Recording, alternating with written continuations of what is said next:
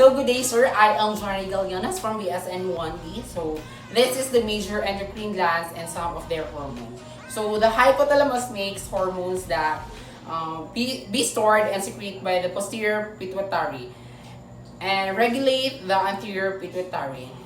So the pituitary gland is small sac comprised of the posterior lobe and anterior lobe. The posterior lobe stores hormones that arrive ready-made from the hypothalamus, while the anterior lobe secretes its own hormones. The two main hormones that are produced by the hypothalamus to be secreted by the posterior pituitary are called oxytocin and antidiuretic hormones, or ADH, also called vasopressin. So first is the oxytocin stimulates uterine contraction during labor and is also involved in the release of milk during breastfeeding.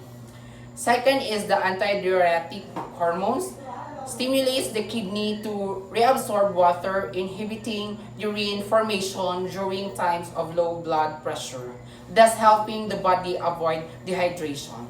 So the anterior pituitary makes and secretes 6 hormones that regulate other endocrine glands. These hormones first is the growth hormones, promotes the growth of skeletal muscles and bones and directs cells to metabolize fat. Second is the prolactin, which stimulates milk production in the mammary glands of the breast. So third is the follicle stimulating hormone and luteinizing hormone regulate the gonads. The FSH stimulates follicle development in ovaries and productions of sperm and ova. The LH triggers ovulation of an egg cells in females and testosterone production in male.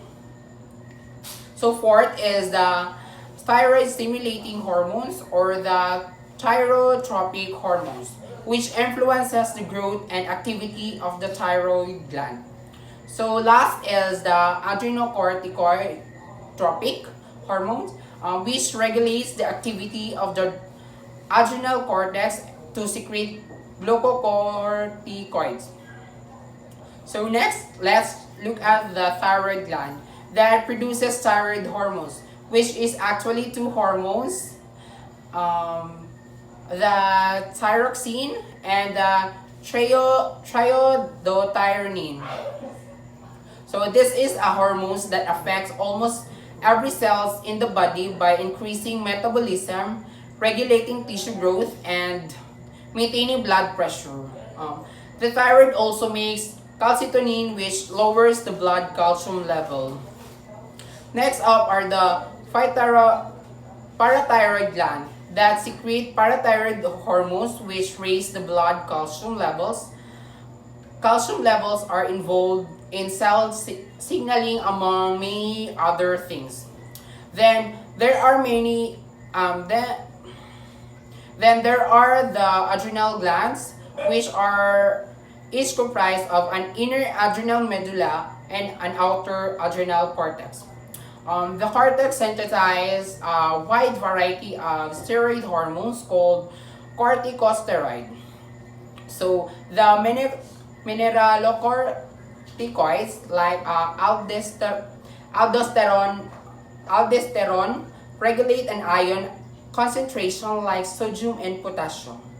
They also stimulate the kidney to regulate water and electrolyte balance.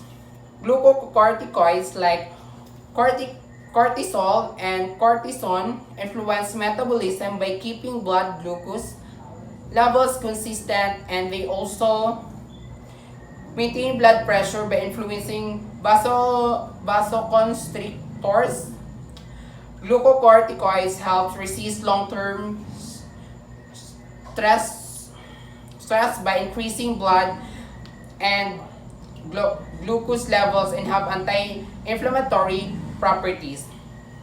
And gonadocorticoids are sex hormones like androgens, which are typically converted into the testosterone and estrogen.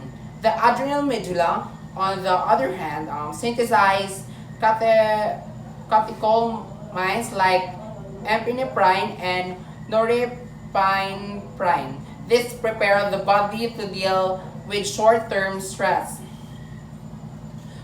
During the emergency situation, by increasing heart rate, blood pressure, and blood glucose levels, which are the good for traveling dangers. The thymus produces thymosin, which measures some type of white blood cells and importance in developing the immune system. Then there is the pineal gland, found the densenpalon of the brain. This produces melatonin, which helps regulate the circadian rhythm, which involves the body's sleep-wake cycle.